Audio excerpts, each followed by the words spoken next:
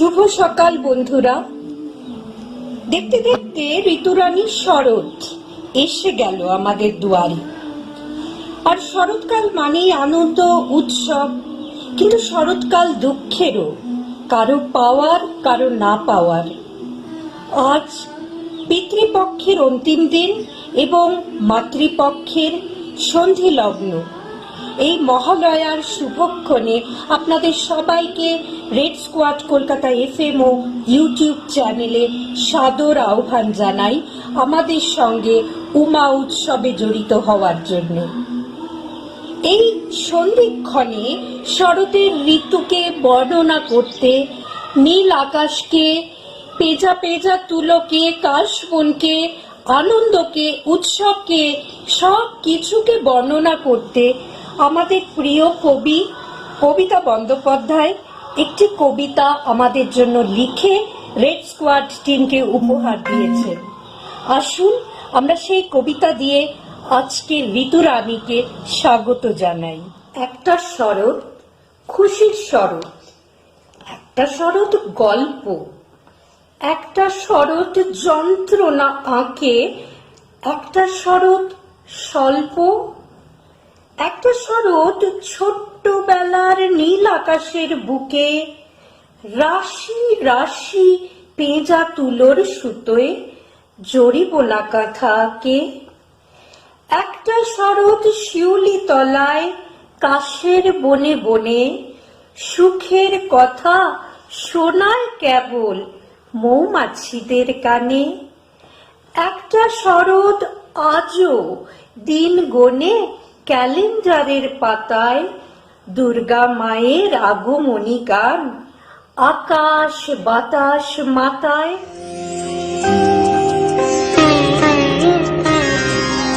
শিশিরে শিশিরে শারদ আকাশে ভোরের আগমনী।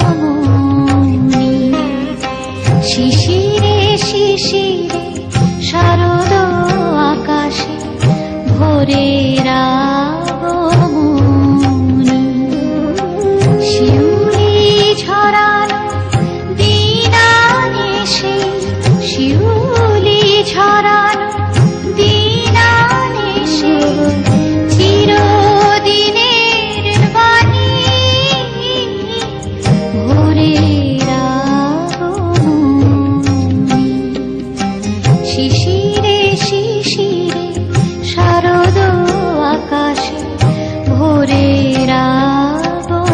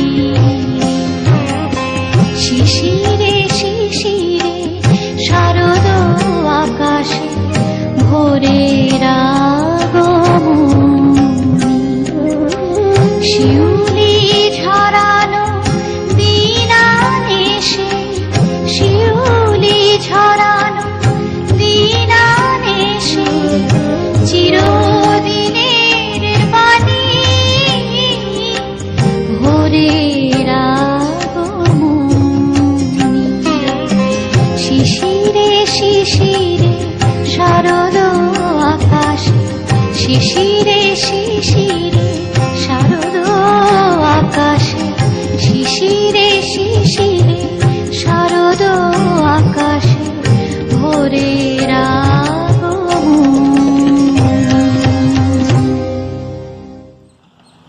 বর্ষা কাটিয়ে আকাশে সাদা মেঘের আনাগোনা, শিউলি ফুলের গন্ধ, ওই তো শোনা যাচ্ছে আগমনীর মন্ত্র। स्वाहा त्वं स्वधा त्वं हीव षट्कारः स्वरात्मिका सुधा त्ववक्षरे द्वितीये त्रिधा मात्रात्मिका स्थिता अर्धमात्रा स्थिता नित्यायानुच्चर्या विशेषतः त्वमेव सा त्वं सावित्री त्वं देवजननी परा त्ववैव धार्यते सर्वं त्वयैतत् सृज्यते जगत् त्ववैतत् पाल्यते देवी त्वमत्स्यन्ते च सर्वदा विसृष्टौ सृष्टिरूपा त्वं स्थितिरूपा च पालने तथा संहृतिरूपान्ते जगतोऽस्य जगन्मये महाविद्या महामाया महामेधा महास्मृतिः महामोहा च भवती महादेवी महासुरी प्रकृतिस्त्वं हि सर्वस्य गुणत्रय विभाविनी कालरात्रिर्महारात्रिर्मोहरात्रिश्च दारुणा त्वं श्रीस्त्वमीश्वरी त्वं ह्रीस्त्वं बुद्धिर्बोधलक्षणा लज्जा पुष्टिस्तथा तुष्टिस्त्वं शान्तिः क्षान्तिरेव च खड्गिनी शूलिनी घोरा गदिनी चक्रिणी तथा शङ्खिनी चापिनी वाणभूषण्डी परिघायुधा सौम्या सौम्यतरा शेष सौम्यभ्यस्त्वती सुन्दरी परापराणां परमा त्वमेव परमेश्वरी। বাজলো তোমার আলোর বিনু মাতলো রে ভুবন বাজলো তোমার আলোর বিনু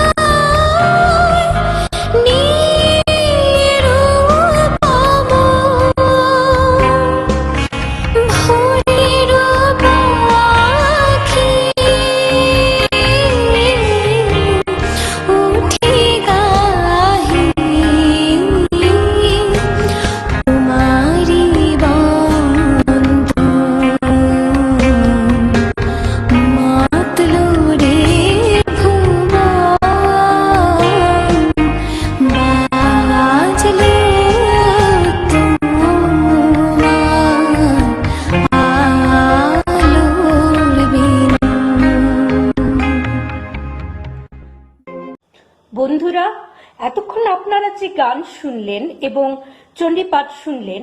আজ অনন্তকাল ধরে আমরা বাংলার ঘরে ঘরে এই গানের মাধ্যমেই, এই চণ্ডীপাঠের মাধ্যমেই আমাদের দুর্গাপুজোর দিনগুলো শুরু করে থাকি। কিন্তু আজ রেড স্কোয়াড কলকাতা FM ও ইউটিউবের চ্যানেলে আমরা যে উমা মায়ের উৎপত্তি নিয়ে কথা বলছি তা কিন্তু এই মহালয়া নয়, মানে এই অকাল বোধন নিয়ে কথা বলছি না। আমাদের এই মহালয়া নারী শক্তির বিকাশের জন্য, তাদের মননকে জাগ্রত করার জন্য অনুষ্ঠিত হচ্ছে। তার সাথে আমরা এটাও দেখে নেব, এই যে আমরা অকাল বোধন নিয়ে এত কথা বলি, তার বাস্তবতা বা তার সত্যতাটা কোথায়, এবং যদি সত্যি হয়েও থাকে তা কত দূর সত্যি। আর যদি রামচন্দ্র অকাল বোধন করে থাকেন, যা মানা হয় যে উনি উত্তরপ্রদেশ বা বিহারের লোক ছিলেন বা রাজা ছিলেন, তার নিজের রাজ্যেই কেন এগুলো অনুষ্ঠিত হয় না? আমরা যদি একটু ভেবে দেখি, বাল্মীকির রামায়ণ যারা পড়েছেন তারা কিন্তু কোথাও রামচন্দ্রের এই অকাল বোধনের কথা খুঁজে পাবেন না। অনেক প্রত্নতাত্ত্বিকেরা আজ রিসার্চ করে এই সিদ্ধান্তে উপনীত হয়েছে অকাল বোধন নয়, এই অকাল বোধন একটা মিথ। আমাদের বাংলাতে সেন বংশ, পাল বংশের রাজারা বহু আগেই হরপ্পা সংস্কৃতির আদলে, যেখানে উষা মানে মহালয়ার সময় এবং নিশা মানে অমাবস্যার সময়, এই শরৎকালে দুই নারী শক্তির উপাসনা করতেন। তাদের আদলেই, তাদের অনুসরণ করেই দুর্গাপুজো প্রচলিত হয়েছিল। কৃত্তিবাস রামায়ণের হাত ধরে আজ রামচন্দ্রকে জনপ্রিয় করার জন্য এই অকাল বোধনের সম্পর্কে সারা দেশে যা যা ছড়িয়েছে তা কি আদেও সত্যি? চলুন শিব শঙ্কর মহাশয়ের কণ্ঠে আমরা এই দুর্গাপুজো নিয়ে প্রচলিত 7টি তত্ত্ব, যাকে আমরা নামকরণ করেছি সপ্তমিথ, সেটা শুনে নিই। খুব মন দিয়ে পয়েন্টগুলো শুনবেন এবং আপনারাই বিচার করবেন।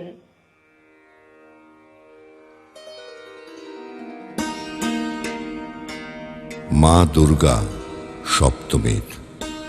মহিষাসুরকে বধরত দুর্গামূর্তি আর্য অগ্রাসনের প্রতীক, এটা সত্য নয়।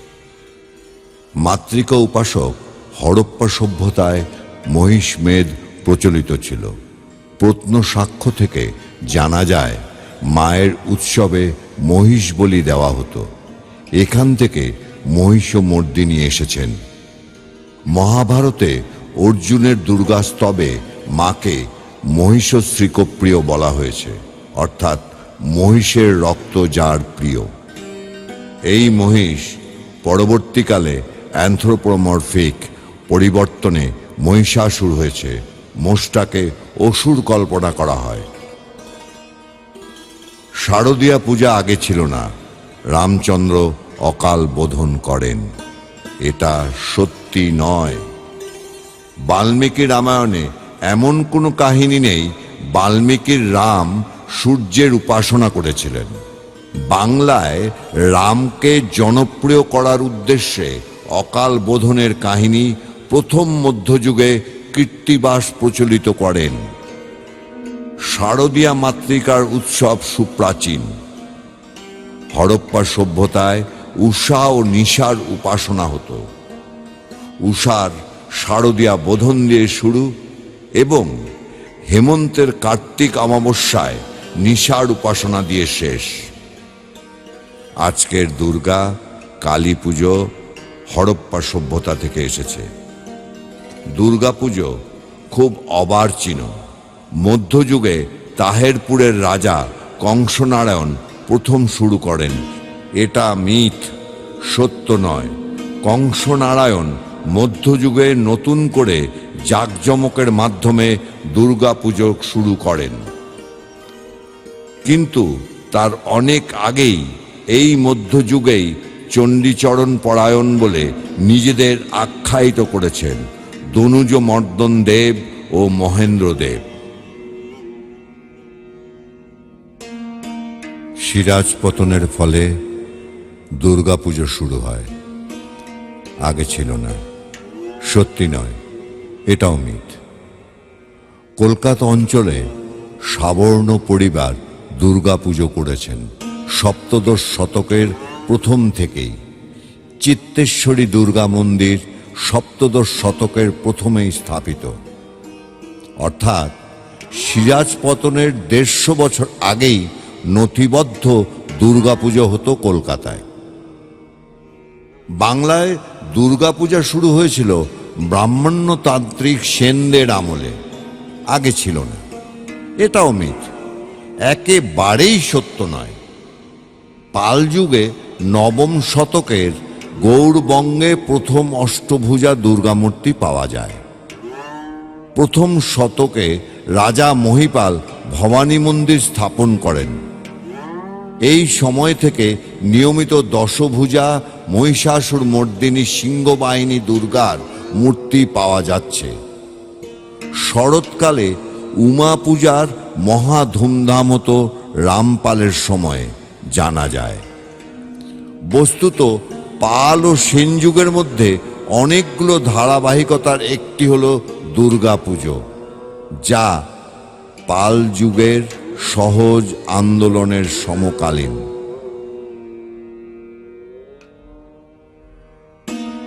বাঙালির মাতৃকা উপাসনা 4 সহস্র বছর পুরনো।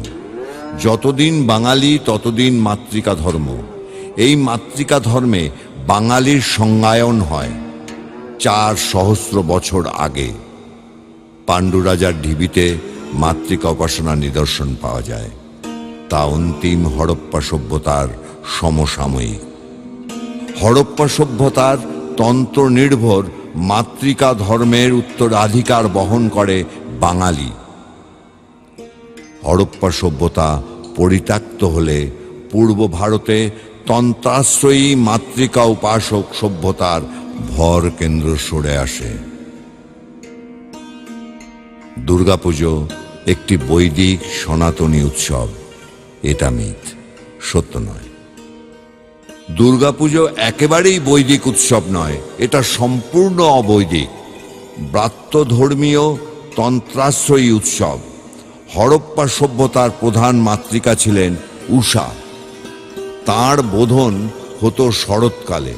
সেই সময়েও মায়ের পুজোয় বলি বা মেদ অবিচ্ছেদ অংশ ছিল, যার স্মৃতি আজকের সন্ধি পুজো বহন করে। শস্য মাতৃকার উদ্দেশ্যে অর্ঘ্য আজকের নবপত্রিকা। দুর্গাপুজো অথবা তন্ত্র বা মাতৃকা উপাসনা একটি ধর্মীয় কুসংস্কার। আমাদের ধর্মমুক্ত মানবতা ও ধর্মমুক্ত বাঙালিয়ানা করতে হবে, একেবারেই মিথ, অতীব অবাস্তব। বাঙালির ধর্ম বাঙালির মেরুদণ্ড। যারা বাঙালিকে তার সহস্র সহস্র বছরের প্রকৃতি মাতৃকা ধর্ম থেকে বিচ্ছিন্ন করতে চাইছেন, তারা অবশ্যই বাঙালির শত্রু। আদি সাংখ্য ও তন্ত্রের প্রকৃতি একেবারেই ঈশ্বর, আল্লাহ, গড ধরনের ভাববাদী মানব কল্পনা নন। আদ্যা ও নিত্যা প্রকৃতি হলেন জগৎ কারণ, তিনি অব্যক্ত। আমরা বোঝার সুবিধার জন্য মা বলি। পৃথিবীর কোনো ধর্ম যদি 21 শতকের জন্য উপযোগী হয়, তবে তা বাঙালির তন্ত্রাশ্রয়ী মাতৃকা ধর্ম। এই প্রবন্ধের প্রত্যেক শব্দ আমার দীর্ঘ গবেষণা এবং কয়েক হাজার পুস্তক ও গবেষণাপত্র দ্বারা সমর্থিত। এই পেজে এই প্রত্যেক পয়েন্ট নিয়ে আগে অনেকবার লিখেছি। মা আসছেন, আর বেশি দেরি নেই। কামাল দাশগুপ্ত। 1840 সালে বাংলায় উৎকীর্ণ এই টেরাকোটা দুর্গামূর্তি বর্তমান অবস্থান ব্রিটিশ মিউজিয়াম।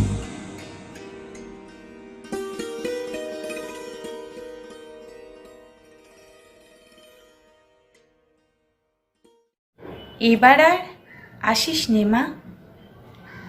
লেখা মৌসুমী সরকার। মাগো, এবার বড় আর আসিস না। মরতে যে এখন ওষুধ নেই। চারিদিকে হিংস্র সব ধর্ষকদের বাস। বছরে 4 দিন বাপের বাড়ি ঘুরতে এসে ডেকে আনিস না নিজের সর্বনাশ।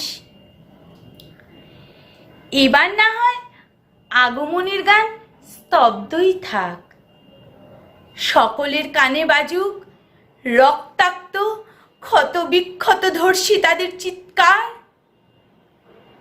মাগো, 3 বছরের শিশু কন্যাকেও ওরা দেয় না রেহাই। 60 বছরের মায়ের জনিকেও দেয় না যে ছাড়। কামনার ঔরসে ওরা মাকে ছিন্ন ভিন্ন করে। কুচকে যাওয়া চামড়াতেও খোঁজে সুখ। আমার মা যন্ত্রণায় কোকিয়ে ওঠে, তীব্র ঘৃণায় ফিরিয়ে নেয় মুখ। মাগো, এই ধর্ষকেরাও তোর পুজো করে, অষ্টমীতে দেয় অঞ্জলি। তোর দিকে চেয়েও এদের হয়তো পুরুষত্বের লালসা জেগে ওঠে। তোর শরীরটাও যে নরম মাংস এক ফালি। অসুরের থেকেও নৃশংস এরা। এদের দেখে লজ্জা পায় 4 পেয়ে জানোয়ার। সরস্বতী আর লক্ষ্মীকে হয়তো খুব লেখাবে। মাগো, তোকেও যে দেবে না ছাড়। তাই তো বলছি মাগো, বাপের ভিটে আসিস নে এবার। মায়ের কাছে আমাদের আবেদনের কথা তো আপনারা শুনলেন। এবার সত্যি বলুন তো, একজন ঈশ্বরী যার হাতে এত দৈব শক্তি, তিনি তার সন্তানদের এত কষ্ট দেখেও নারী জাতির জন্যে কেন লড়ছেন না? কেন তিনি বল্ল মুছিয়ে বলছেন না, ধর্ষক সাবধান, চিন্ময়ী থেকে মৃন্ময়ী রূপে আমি ধরায় নেমে এসেছি আমার সন্তানকে রক্ষা করব বলে? যুগে যুগে আমরা প্রার্থনা করি এবং আশা করি মা একটি শান্তিপূর্ণ সমাজ গড়ে দিয়ে যাবেন, কিন্তু বারে বারে সে আশাই রয়ে যায়। এবং আমরা দেখি মেয়েদের যখন বিপদ নেমে আসে, আমাদের নিজেদেরকেই নিজেদের রক্ষা করতে হয়।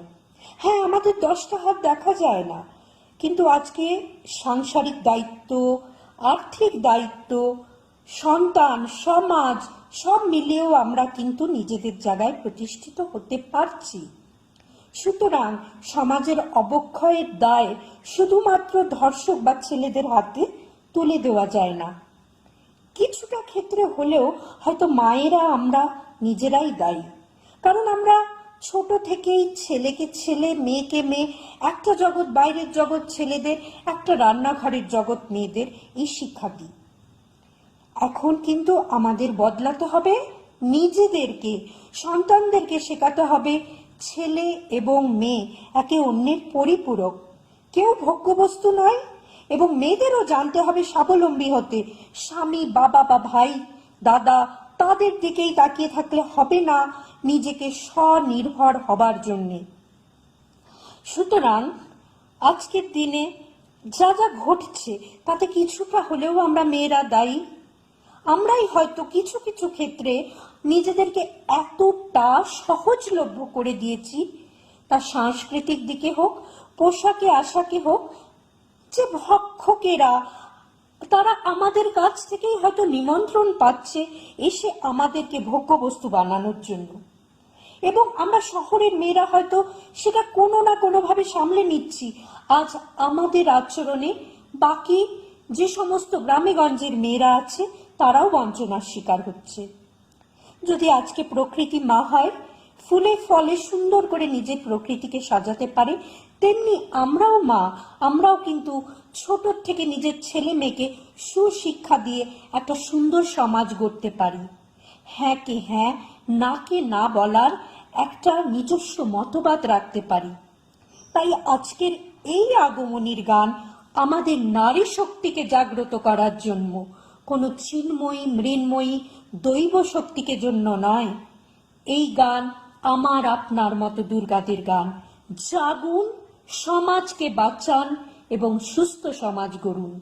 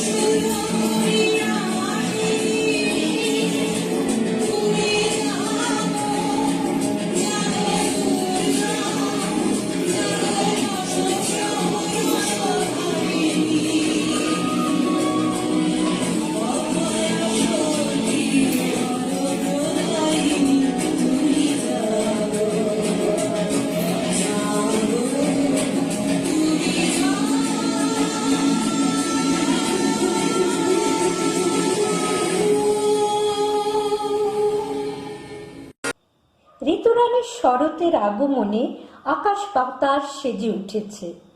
নদীতে ছোট্ট ঢেউ, কাশের বন দুলছে, বাতাসে শিউলির গন্ধ, আর সঙ্গে নীল আকাশে সাদা মেঘের ভেলা। আর কাজে কর্মে মন লাগছে না, উৎসবের আমেজ। আসুন, ধর্ম যার যার হোক, উৎসব তো সবার। সবাই মিলে এই কোভিড সিনারিও ভুলে, দুঃখ কষ্ট ভুলে কিছুটা দিন নিজেদের মতো করে আনন্দ করি। আজকের এই মুহূর্তটিকে আমরা শুনি এবং আমাদের অনুষ্ঠানটিকে শেষ করি দেবলীনা সেনগুপ্তর কণ্ঠে একটি কবিতার মাধ্যমে। তারপর আগামীকাল থেকে প্রতিপদ শুরু। 9 জন দুর্গাকে তাদের নিজেদের গল্প নিয়ে এক এক করে আমরা আপনাদের সামনে আনবো। হ্যাঁ, প্যান্ডেল হপিং তো হবে না, কিন্তু 9 দিনের নরমাংসের দুর্গাকে আপনারা অবশ্যই দেখতে পাবেন।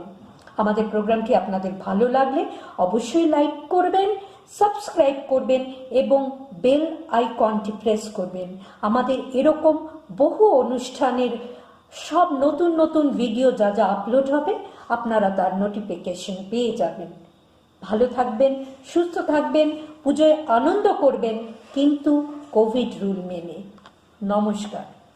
আর কতকাল থাকবি বেটি মাটির ঢালার মূর্তি আড়াল, স্বর্গ যে আজ জয় করেছে অত্যাচারী শক্তি চাড়াল।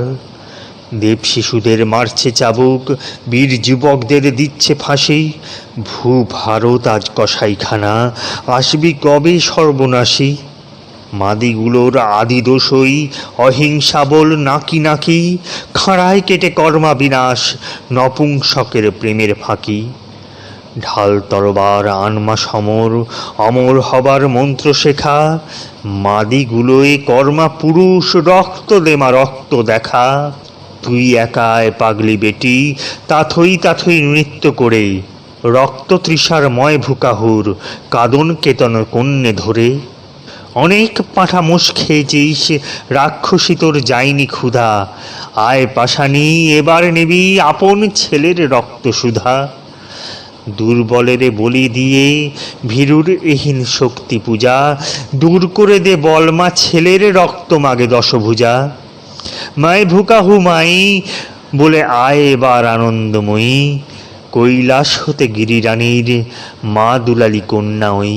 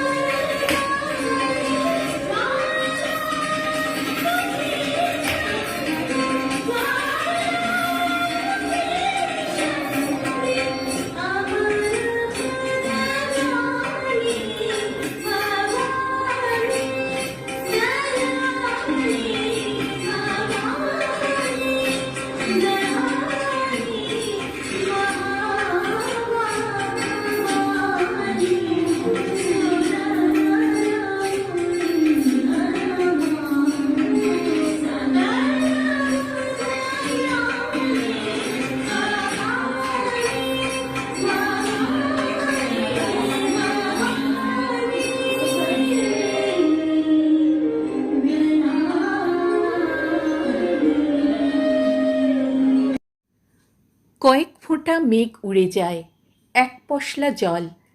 অমনি হাসিনি সূর্যি ঠাকুর, আকাশটা ঝলমল। মেঘ উড়িয়ে মেঘ ভাসে ফের, পলকা পালক জুঁই। ইচ্ছে ডানার স্বাদ হয়েছে একটুখানি ছুঁই। মাঠের পরে মাঠ পেরিয়ে পথ গিয়েছে গায়ে, দুই বিনুনি সেই মেয়েটা আলতা সাজে পায়।